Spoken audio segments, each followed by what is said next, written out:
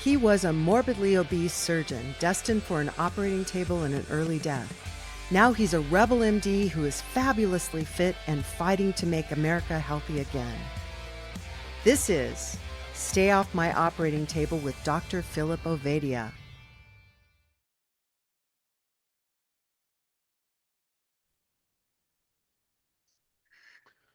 Welcome back, folks, and may I say Happy New Year. This is the first episode of 2026 with the Stay Off My Operating Table podcast, Dr. Philip Ovadia, and we are joined today by somebody we've had in the past, and frankly, one of the significant non-medical figures in this whole movement to restore metabolic health to America. Doug Reynolds of Low Carb USA. Doug, it's good to have you today. Pleasure to be here, man. Thanks for those kind words. Now, Phil, I know I kind of interrupted you too to actually get the show started. So I'd like to just shut up and get back to the conversations y'all were having. Probably for those who don't know Doug, we ought to get him to tell us a little about himself and Low Carb USA. But then let's dig into some of the new stuff. Yeah, we'll certainly get a brief reintroduction from Doug. What I'll say is, I'm excited at the beginning of 2026. I think I'm excited at the beginning of every year because of the continued momentum and growth that I see in this metabolic movement. And I think 2025 was a big year for that. I think 2026 is going to be even bigger. I always love kind of starting off the year with the great conference that Doug puts on every January. And we're going to talk about that one upcoming. There's something about it this year that I'm particularly excited about.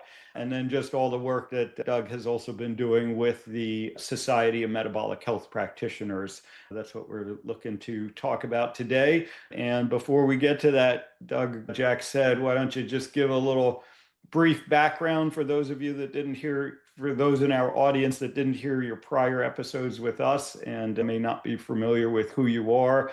What led you to start what started as Low Carb USA and has now evolved into the Society of Metabolic Health Practitioners? Yeah, so it's basically I was a long distance runner, thought I was bulletproof, I could eat anything, and my sort of weight sort of stayed stable the whole time and that. But as I started to get older, that wasn't the case anymore. Each time I looked on the scale, like there was a couple of pounds heavier than I used to be around that time of the year. And I just thought it was, I was being lazy and I wasn't running enough and whatever. But my knees were hurting and I was actually hating life. It was just miserable. And someone wrote to me trying to sell me exogenous ketones. And I didn't even know what a ketone was. And so I started studying about it. And after about 3 weeks of just like diving into it and foregoing work and everything, it sort of explained, or it made me understand like what was going on with me and why, and all these things that I was experiencing that just all were explained. And so I decided the company was new and they didn't have product anymore anyway. I thought, let's rather just do the ketogenic diet and do it for real. And so we started doing that and didn't have a clue what I was doing. There was 10 years ago, there weren't the resources out there that there are today for people to trying to get started in, with this lifestyle. And we just learned by trial and error. But within 6 months, I'd lost like 35 pounds and my knees had cleared up and I was loving running again. And it was just fantastic. And there was a couple of conferences on around the country that were talking about this. And I said to Pam, like, we had experience putting on conferences, like, why don't we do something like this? We live in San Diego. It's like a destination summer tourist attraction. Why not do something in the summer and try and get more people to this event than have been attending the other ones that were on at the time? And that's what we did. I mean, in 6 months, went from nothing to putting on an event in San Diego, like website, social media presence, everything started from ground zero. And, I was pounding my fist talking to Pam back in the January about when we needed to do this, saying we need to put 1,000 people in the room. And it's a lot harder than I anticipated, because I still haven't put 1,000 people in the room. But, we've been growing gradually. And what we intended to do initially was just put on one event. And the people at the event were saying, when's your next one? When's your next one?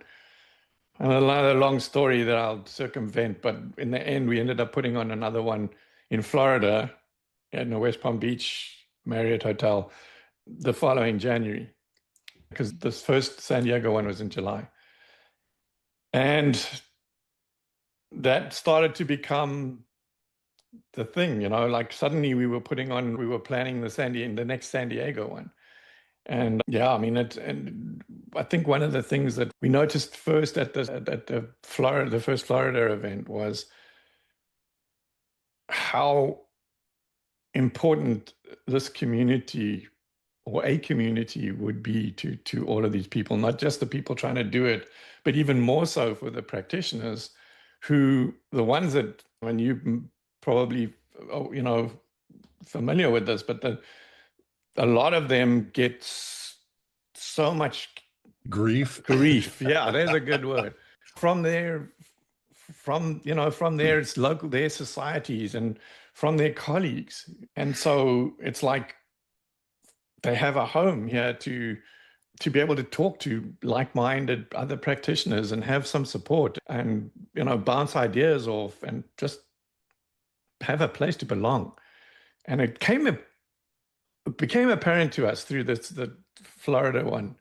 San Diego, I was like first one running around like a chicken without a head, trying to just keep everything on track. In Florida, it was a smaller event. We'd done it before. It was just, and I could actually look up and see the little groups of people talking, and people coming up and talking to Pam at the registration desk, where I before couldn't listen. Now I had the time and the mental bandwidth to actually listen in on these conversations, and people talking about just like how excited they were to be there and how much it meant to them to be able to be in a community of people that got it. And so from then, it really started to become our main mission, was not just to put on an event, but to cultivate this community and provide a safe place for people to be who want to either do this as a patient or practice it as a physician or practitioner. And so that's how everything that we've built has been with the mindset of this. It's a community that we're trying to cultivate. And that was how the idea of having an organization that practitioners could belong to, that supported them in their quest to recognize, lifestyle and dietary interventions. And talking with Tro and a lot of other people, decided that having a nonprofit organization in place to do that, to serve that function, was what was needed. And I put a board of directors together, and it was actually just as COVID got started. So right through 2020, I was building this new organization, and all the trials of trying to get 501c3 registered and stuff when everybody's at home because of COVID and stuff like that. But I was amazed that it took a bit of time, but the government actually was functioning, and we actually got it done. I thought we're going to have to wait until this is all over before we'll be able to do it, but we actually got it done. So at the end of 2020, we launched the Society of Metabolic Health Practitioners, and it's just grown from there. I think when we first launched it, we had a membership feature and a couple of different accreditation pathways that we defined, where people could become accredited, use a designation MHP after their names, and metabolic health practitioner. And it just took off. You never know when you're building this thing whether anybody's going to be interested. And we put it out there, and it took off. And right thing at the right time. Yeah, and I remember one of the things that had the biggest, I've had so many people say this to me since then, but the very first person, she was a doctor that got accredited. She submitted all of her stuff and we looked at it, and I wrote back to her and said, congratulations, your accreditation application's been approved. And she wrote back and said, Doug, this means more to me than when I became an MD, because now I feel like I can actually help people. And I think that's why it took off, was because there's so many practitioners out there that feel the same way, like they're disillusioned. And suddenly there's an organization that recognizes what they're trying to do to improve people's lives. So that was one of the things that was most interesting to me when my wife and I came to the San Diego show last summer. Every other professional conference I've ever been to was focused primarily on delivering information, knowledge, data. And although there's certainly lots of that at the Low Carb USA conference we attended, what was extraordinary to me was the sense of community of folks, both practitioners and normal people like me, who just found a better way to health through the metabolic health pathway. So I have to commend you, Doug. You've done a great job of helping to create a place for that community. I just want to make sure we don't forget. So let's talk about when the next one is coming up. Specifics, time, place. Oh, yeah. Boca Raton Marriott Hotel, January 23 to 25. So that's about 3 weeks away now. 3 weeks away. Yeah. Sure. Well, very exciting. And we're going to talk about the specifics of this conference, but I just want to kind of add my perspective, right? Because I came to my first Low Carb USA meeting, not really, to be honest, thinking about it as, a practitioner.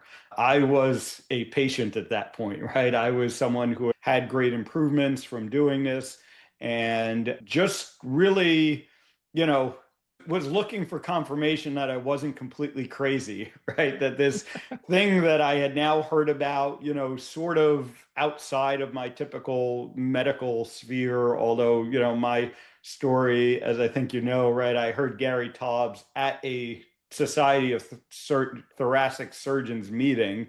So it was sort of within this, right? But he was talking about ideas that were very outside of our standard medical approach. And I had then seen that have success for myself and, had a few friends and family that had kind of seen what I had done and started doing it and were also getting some success. And I was really just, like I said, looking for confirmation that I wasn't crazy, right? As a practitioner, that this is a legitimate thing that I should be talking about. And going to that first conference provided that, because I was able to meet people like Tro and other practitioners and talk to them and see what they were doing. And that then planted the seed that by the time I returned the next year, I said, okay, I want to start my own practice around this. I want to start doing this. And again, I was able to draw upon my colleagues within that community and launch, my practice. And it's been a great success, I'm proud to say, but it's because of, having that environment. And I think people don't quite understand how difficult it is for doctors to be sort of out on their own, right? None of us want to be like just out there doing something completely different from everyone else. We want to know that there are others that are doing it, others that are seeing the same results we are. This is the basis of the scientific method.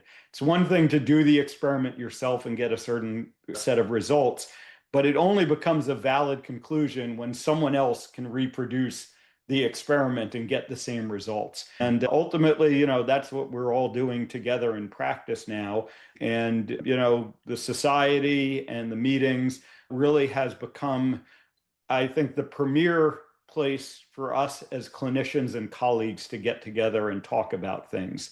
A lot of the other conferences that are, built around metabolic health and keto and all that, they're kind of taking a more commercial approach, which is great and is necessary. But this, I still think, is the premier sort of scientific, clinician-focused metabolic health conference.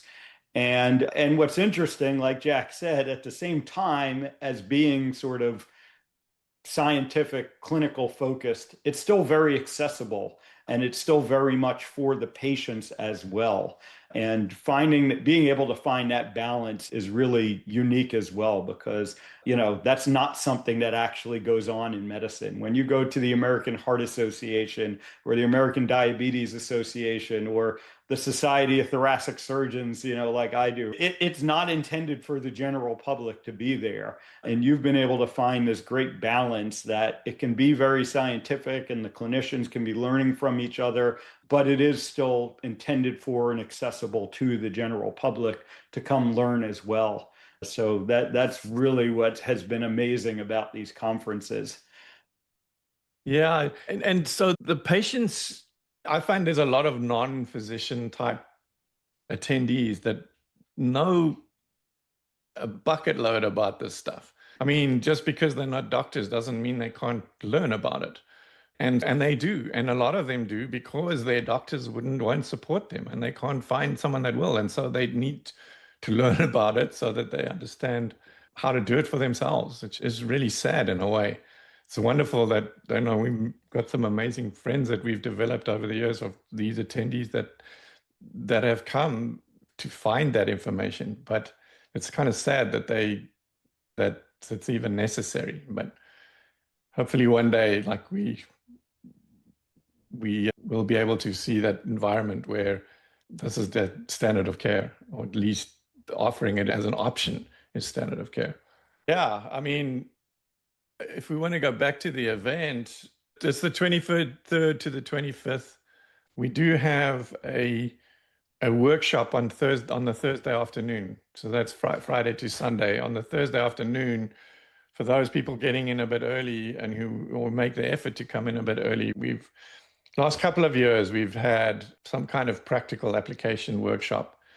And I always feel like we missed the mark a bit on those things. It became more of like just more presentation sort of stuff and not a real workshop. My vision of it was always like it needs to be like a hands-on type thing. And Pam and I went to the PhD conference a couple of years ago, and they had a workshop the day afterwards on the Monday. But it was like getting people into groups and having discussions and then presenting the group's findings and stuff like that. And it was actually fantastic. And for those of you who are not familiar with Dr. Bars or Dr. Annette Bosworth, we're teaming up with her for this year's workshop. And then if anybody that knows anything about her, is like just her way of communicating with people. And she has actual in-person workshops near her home, like weekly or monthly or something. So she does this stuff. And I'm really excited about this particular one, that I think it's going to be stellar. And again, trying to get that balance, so it's not just for physicians and it's not just for patients, it's both. Like, why keto from a patient perspective? Why keto from a practitioner's perspective? And then finding ways to get these groups together where they can interact and talk, to learn from each other. And I don't know, I'm really excited about the workshop. I think it's going to be epic. And then the most, which is why you probably said that you really particularly interested in this, is that for the last few years, we've been focusing on one particular condition for a day and just immerse ourselves in that particular subject. And so for this Boca event, it's cardiovascular disease is our focus for, and we've got, normally it's one day, and then we have other speakers talking about other stuff on the other 2 or 3 days. But it's just been so hard to leave people out. There's just so many people in this. It's just such a big topic that there's just so many people with different perspectives and stuff that we really felt like I was leaving out, and I really felt like they needed to be there. But like I've got our Friday is full. So it's kind of bled over. And so it's like it's a cardiovascular day and a half is more like it. In fact, it probably even goes after lunch on Saturday. So it's a day and 5/8. I don't know. 3/4, yeah. Yeah. I get such a kick out of Doug because it's clear he's not trying to be a promoter. He'd be talking in grand terms with using a broad brush sweeping it all. And instead he says it's 1 in 5/8 days. This guy is into precision and accuracy. I'm an engineer, man. Come on. It's great in terms of what the actual content is. I'm sorry. I think not being a practitioner has been helpful in developing this a lot of the time. I'm like Dave Feldman, I look at it as an engineer and I try to solve problems as an engineer and don't get wrapped up in the medical norms, I suppose. Like you said, Phil, a lot of these things don't happen at other events, and when I created these things, I had never been to a medical conference or something, so I didn't even know what the norm was. I just tried to build something that I thought would be helpful to people. And it was, if you got a minute for a quick story, Dave, I mentioned Dave Feldman. Now, sure. When he very first announced this research project that he has done, was at our San Diego event a few years ago. And for most people that know, most people that have been to one of our events, we have this mic in the aisle for people to come up for Q&A. And I'm constantly fighting with them because they're trying to dominate the mic and we're trying to get as many people through as possible. And Dave Feldman did this amazing talk, sort of presenting this new research that he was going to do. And I think it was Eric Westman basically came sprinting up to the mic afterwards because he was so excited and he wanted to speak. And then Steve Finney came to the mic, and then I think Eric then pointed out that Dr. Arthur Agatston, who's going to be in Boca this year again as well, was at the back of the room, and he's such a big person in this space. And so he called him up, and the three of them, no one else dared to come up to the microphone. And the three of them stood around the mic with Dave on the stage and had this conversation. And it went through lunch. It was just amazing. And Steve Finney at some point actually turned to the crowd and said, I hope you guys understand how incredible this is. Like, this never happens at a normal medical conference or something. And we all had dinner that evening, and I actually ended up in the elevator with him going up to our rooms that evening. He looked at me and he didn't say anything else. He just looked at me and he said, that was epic. And it's like something that's stuck with me that makes Dave really proud, was that somebody like him was that excited about what people like Dave being able to do. And yeah, it's humbling to be a part of that.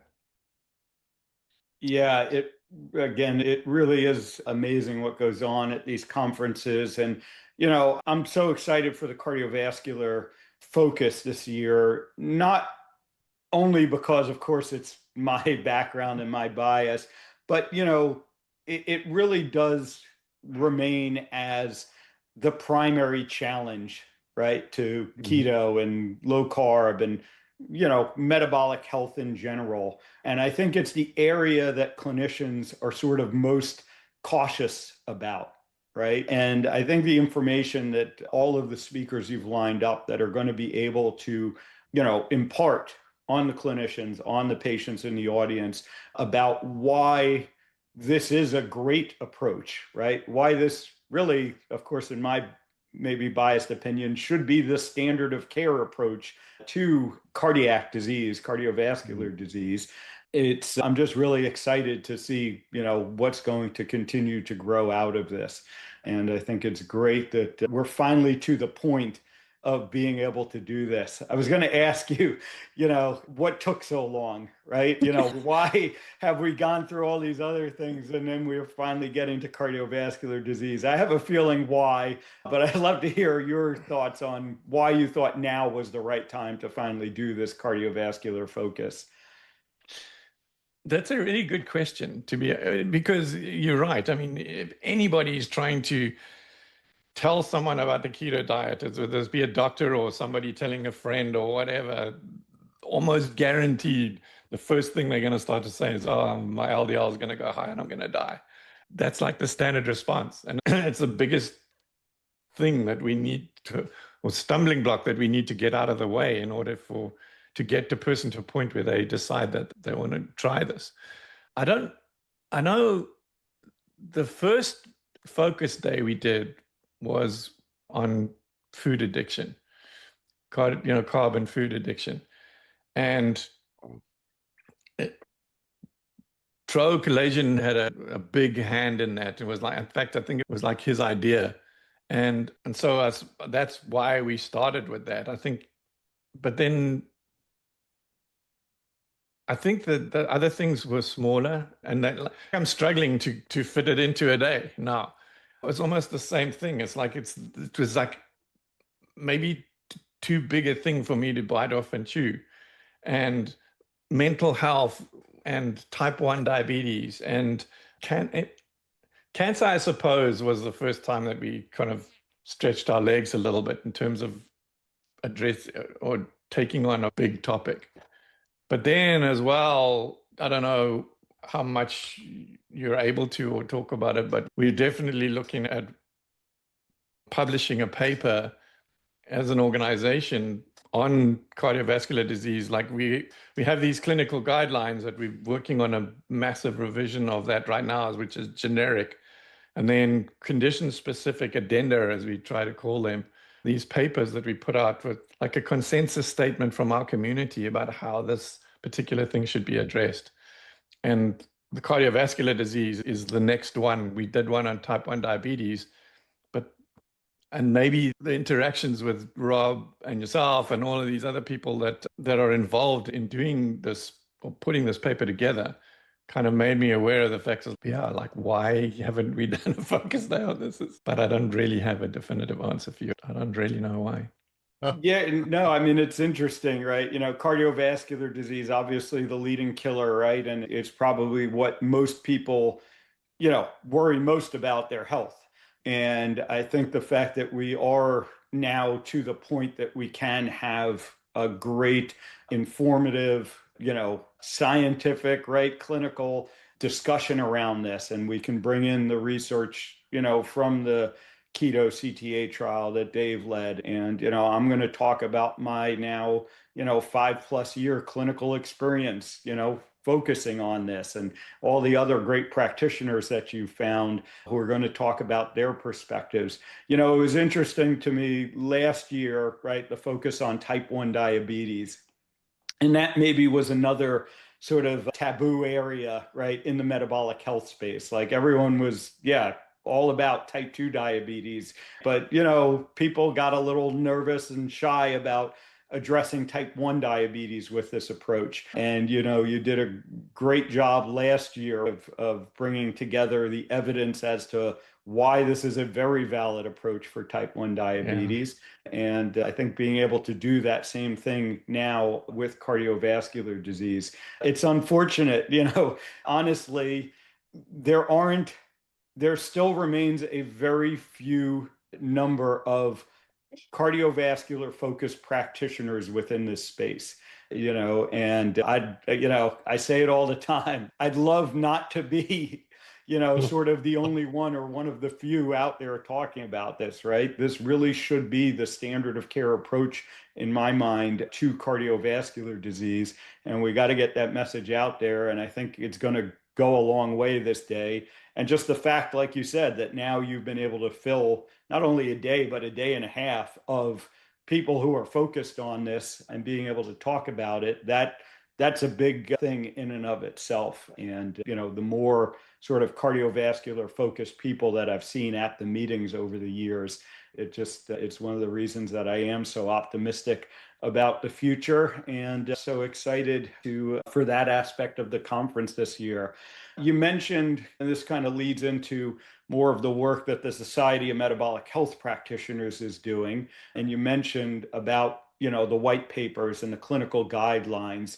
And I think that's something else that's important for us to discuss and let people know, like, that aspect of this, because again, as a clinician, that becomes very important, not only for your own sort of, individual confidence in doing this, but, when we start thinking about things like, malpractice issues and clinical care guidelines and, this emphasis within medicine for practitioners to practice by the guidelines, practice evidence-based medicine.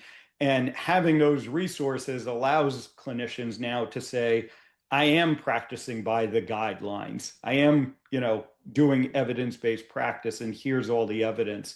So maybe give a little bit of insight into that process, what it takes to get something like a clinical guidelines white paper out there.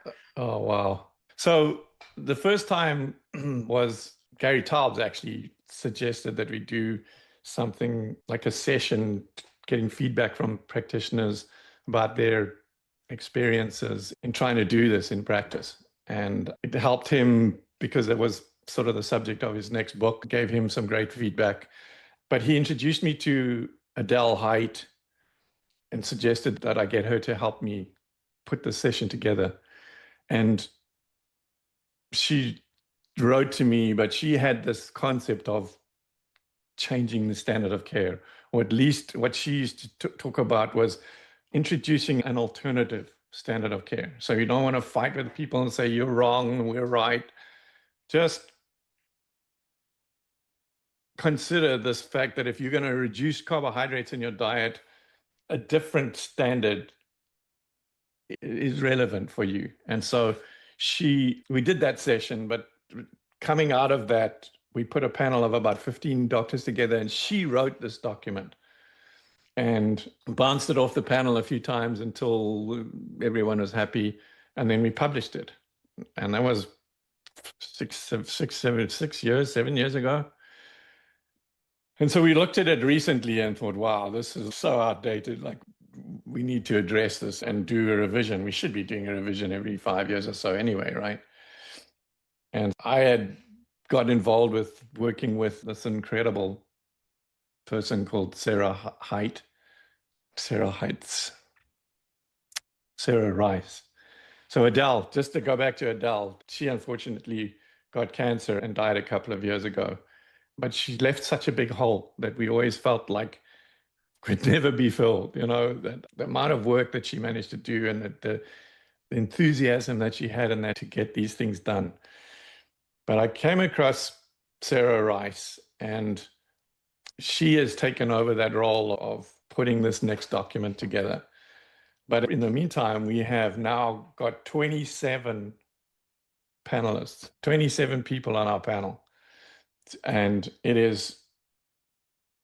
that's like redefines the term herding cats. And she has just done such a phenomenal job and spent hundreds of hours on getting this document ready. And we're at the point now where we actually, we have to do a consensus survey. So we're putting out to all the panelists these lists of questions that highlight all the changes that have been made. And they have to sign off on each of the changes that they agree or disagree that this is what we all believe.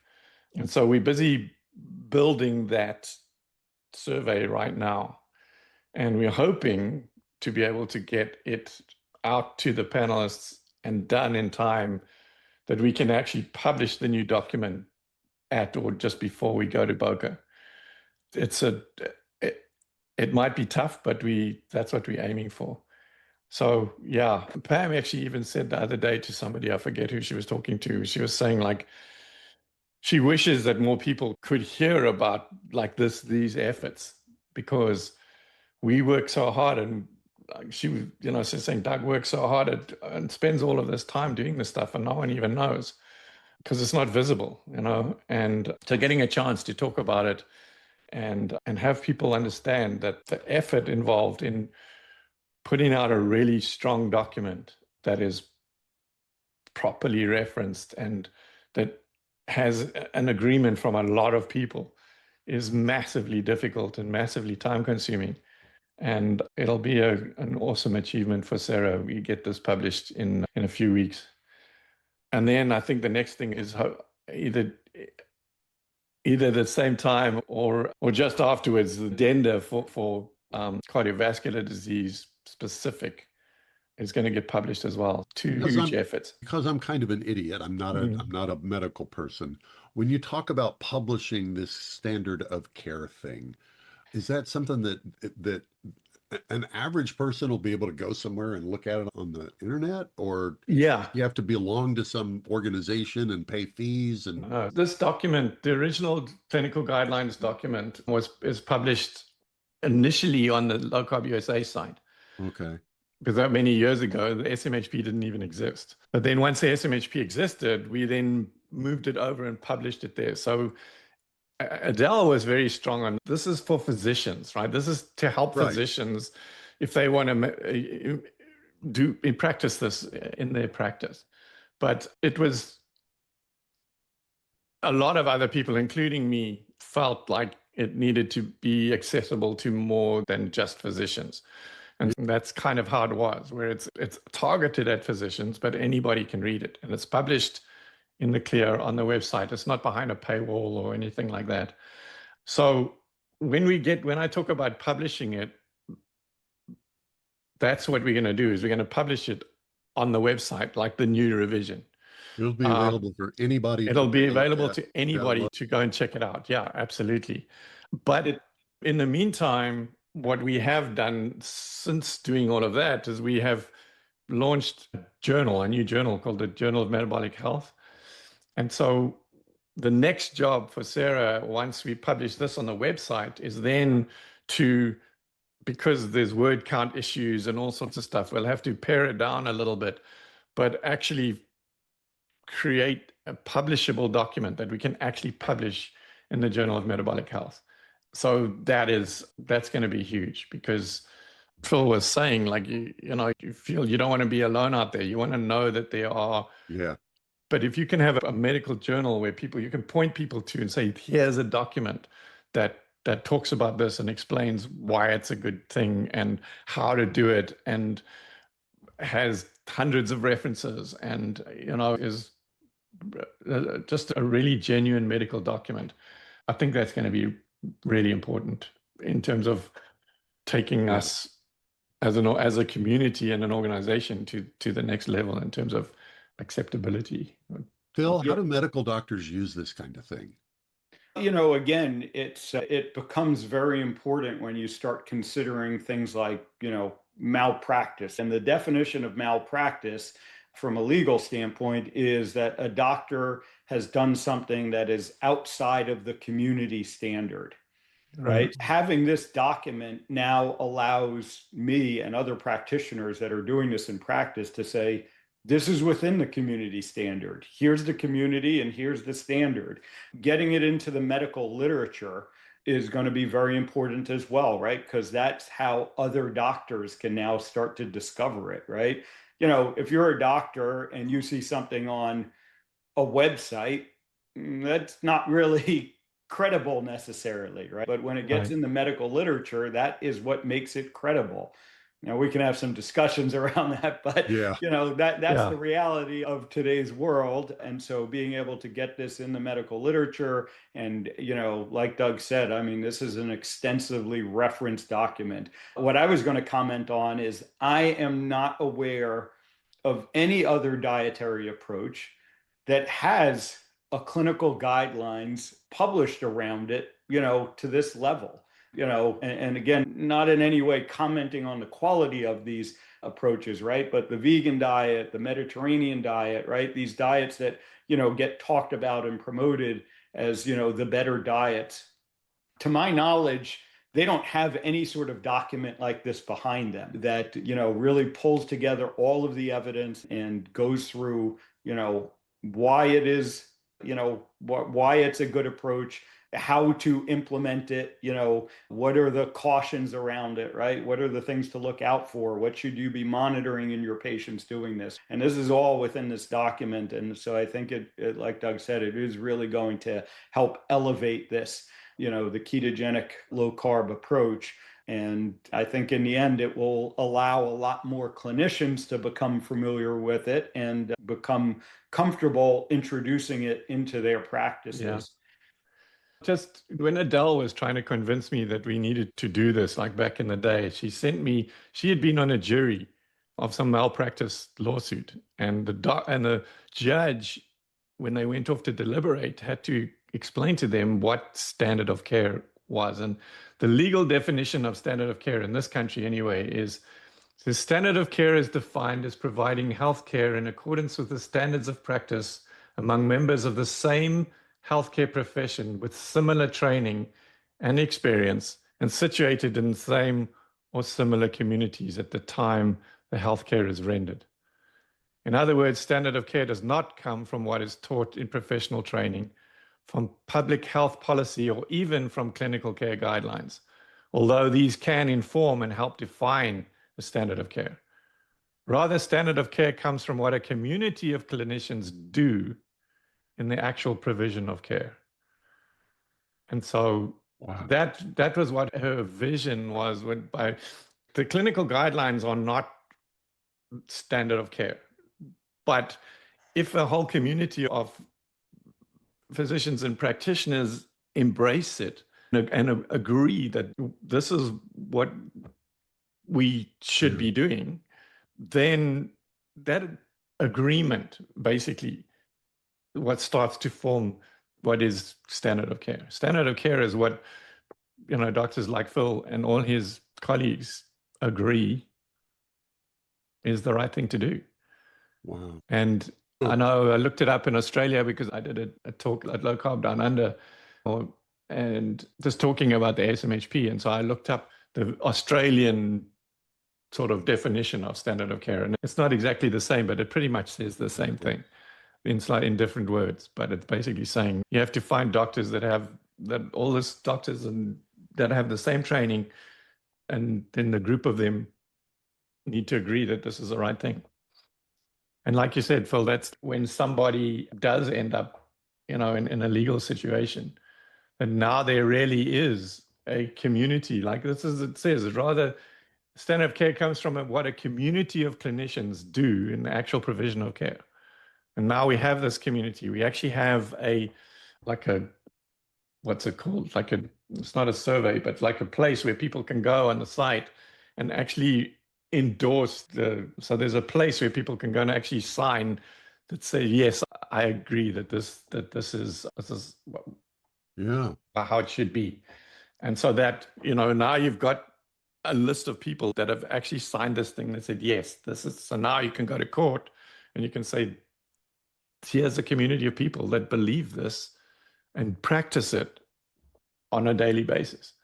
And that gives people in trouble a lot of protection. I get it. I did not realize that. Yeah. Okay. Seriously cool. So Low Carb USA is a place where you will learn. If you're a lay person like me, you'll get to hear specific presentations by practitioners and researchers, and you're going to connect with people who are practicing and doing. Yeah. And I have to, real quick, Doug, I did not intend to do this, but I have to tell a story that is so cool. I was at Low Carb USA in the summer. I brought one of my business partners with me, and I did not intend for this to happen, but it did, and I was thrilled. This guy's a dear friend, and he's had a myriad of health issues. And I haven't felt the freedom to say, hey, by the way, maybe you could But he ended up speaking with one of the doctors there at Low Carb USA. I don't even remember who it was, but this guy and my business partner connected. It was like they both dealt with the exact same problems personally. And my business partner left Low Carb USA. Was it August? I can't remember. Was it August, July or August? Or in August, with a completely new way of looking at how he takes care of himself. That was less than 5 months ago, I guess. He's lost 50 pounds. Jeez. He has, and literally all he did was say, "Oh, I need to change the way I'm eating." That's literally the only thing he's done is Yeah. change his diet. And every time he lives in way the heck out there in Nova Scotia, so we only talk by Zoom. But every time we talk, he says, "Look," and he'll stand up and show me he's losing, and it changed his life. And his wife has gotten on board with him. One of his sons is a chef, and now I mean, it's it's Yeah, it's going to cascading grow from there. throughout. That ripple effect thing as well, though. How many people will eventually come around or be influenced by him? Yeah, because he had that one epiphany. That one interaction. Yeah, that's what did it. A lot of people will be familiar with Dr. Brian Lenskes. Oh, He had a similar thing to Phil, where he came to the San Diego event in 2017, and he had been kind of doing it on the sly almost himself, but had been seeing a lot of improvements, and a lot of his patients and staff and whatever had been saying, like, what the hell's going on? And he didn't tell anybody because he thought it was bogus, And then he came to the event and he saw all of these amazing scientists and physicians on the stage and talked to the people in the halls and at dinner, and literally went back on that Monday and started telling his patients about it, but responding if they asked. Like, he didn't push it on them, but if they asked, he would say, "Okay, I'm going to tell you this. It's not normal." And he built up this little folder of things that he could point, like links and stuff that he could point people to teach them how to do it. And he reached out to me in about the September, maybe November, and I hadn't met him at the event. I didn't know him, but he reached out. We ended up meeting at a rib place for lunch a couple of days later. And he said, "Doug, in all my years of practice, I've never, ever had anybody come off insulin. In most cases, it's just a progressive increase over time." And he said, in the last 5 months, he said, "I've had 11 patients come off insulin." He says, "I didn't take them off insulin. I just told them how to change what they were eating, change their lifestyle." And I mean, for those who know, Brian and Troke Legend started Low Carb MD podcast, which has like millions and millions of downloads now. And how many people he has influenced and helped just because of that one event that he came to that made him realize that it was a real thing. Incredible. Yeah, it really is. The last thing I want to make sure we touch on, we kind of mentioned community, right? But I want people to understand, how much that is fostered at this meeting. And Boca in particular is unique because as part of the conference, both nights, Friday and Saturday night of the conference, there's a dinner right at the hotel, and everyone goes, all the speakers are there, and it really gives people a chance to interact. And again, that's a huge part of this. One of the things that I and many others have found to be most predictive of success among our patients is that they have a support network, to do this, because it is so different than what everyone else is doing, right? Yeah. And if you have people that you can talk to who are doing the same thing, and everyone's at different points in their journeys, right? We have people at this conference who are just starting, right? And we have people who have been doing it for years and decades, and have had all the reversals of whatever conditions. And that ability to find those people, and like Jack was saying, right, you find someone who is gone through similar things that you have gone through, and you see their success, and then you can, there's a lot of bonding that goes on. And again, it's a very unusual thing. I've never seen this at any other conference, right? Where you really get that intimate interaction with all the speakers. And as a speaker, it's something I love. It's kind of the highlight of the conference for me, getting to talk to people and see what they've learned. And so that again is another very unique thing about these conferences. And I have a lot of my patients who are kind of struggling on that type of thing. And, I always say, why don't you come to this meeting? Why don't you check out, the meeting? And it really can help people get to that next step. Yeah. The dinners are incredible. And, I try to now speak to the speakers and say, if you wouldn't mind, can you just distribute yourselves? As it happened at San Diego once, there was this like big table of all the speakers all at the same table. And that's very nice for them to have a fantastic conversation there, but it precludes the other attendees being able to interact with them. And so I have mentioned it since that happened, but most of the time I don't need to mention it anyway.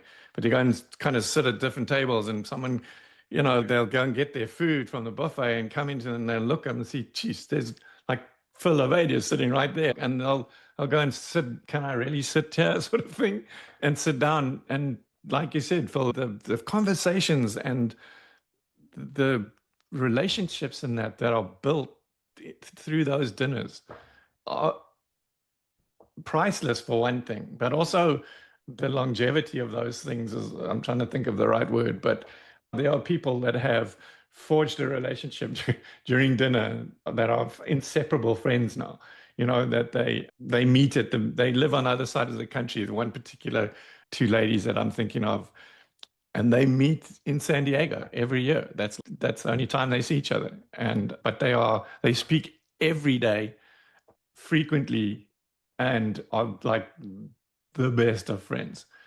And it all came from, they'll say, they came from sitting next to her at dinner in the courtyard there in San Diego. So yeah, that's why, yes, if you can't make it, we understand. And being on the live stream is second best. And that's still good. It's great to be able to be on there. You can chat with Pam at the back and in the chat and put in some questions possibly and stuff like that. But it is so hard to describe to people what it's really like to be there for real. And so, yeah, all you can do is appeal to people and say, if there's any way that you can find a way to be there in person, you will not regret it. You won't. I think that's a good place to give the website again, and let's tell people how to register if they want to attend. Right, yeah. lowcarbusa.org, not .com, .org. And then you'll find easily there in the menus or under events or further down, there's like a whole big thing you can click on with an image of the Marriott. And then go and, it takes you to a form to register. You need to, if you're not already, you need to join Low Carb USA as a free member. And the reason for that is that it gives us the ability to give you access to the videos afterwards. So everybody, the in-person and the live stream people, get access to the live stream recording, but also then once we cut out all the individual videos, that they get access to that as well through their membership of the site. So you create a membership and then you go and purchase the ticket. You can select to upgrade to get a CME certificate. That's something we haven't talked about as well. Like oh my Lord. So the SMHP has just literally a couple of weeks ago been approved and fully accredited with the ACCME. So we can now offer AMA, PRA Category 1 credits to anybody that needs them. And we're able to do that for organizations that put on, so other organizations that might want to be able to provide credits, they can contact us and ask to put in an application to do that. And Low Carb USA obviously is a big partner, and we are offering full ACCME credits this year as well, which is, it's been literally a 3-year slog to get that done. People wouldn't believe me if I told them all the hoops and all the shit that we had to go through to get this done. It has been insane. And there's a guy called Dr. Matt Calkins who has really done all the heavy lifting here. Absolute incredible job that he's done to get this done.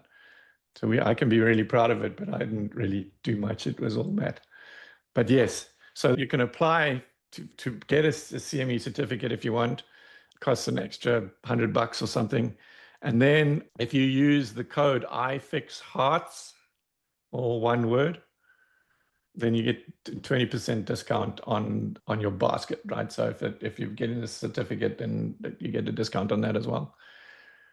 Yeah, hopefully I see a bunch of new attendees with IFIXHEARTS because there's a field there that says, how did you hear about it? And we'll see that if they use the code too. Awesome. Yeah, I certainly hope to see a lot of our listeners there, and very excited for this. And again, January 23rd through the 25th, January 22nd, which is the Thursday afternoon before, for people that are out early, there's a bonus workshop session, and includes 2 dinners. It's honestly, it's a great value in terms of conferences, other conferences I've been at. Doug really works hard to keep it that way. You know, it's very reasonably priced and you're getting a lot of value for it.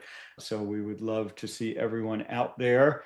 And I'll just, because Doug is too humble to talk about himself, I'll just wrap up by saying, you know, what a force that Doug has been in this community. Strongly encourage people to check out his book, The Road to Metabolic Health. You can kind of see it there in his background if you're on YouTube, but very underrated. You launched this, if I remember correctly, last year at the meeting. It had just come out. The book came out, literally, we launched it while we were setting up for the event. Yeah, so it's out. It's been out a year now. It's a great read. It's Doug's story, you know, around all of this and his perspective, again, as a patient, as someone who has benefited from this, and, you know, talk some about, you know, all of the things we've been talking about, building this community and putting on these conferences. So I highly encourage people to check that out as well.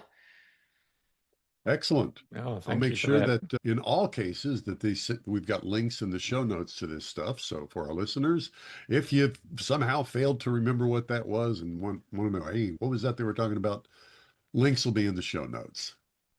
Good. All right. Our guest has been Doug Reynolds of Low Carb USA and the Society of Metabolic Health Practitioners. Thanks for being with us. This has been for having me. Stay Off My Operating Table with Dr. Philip Ovadia. And we'll talk to y'all next time. Cheers.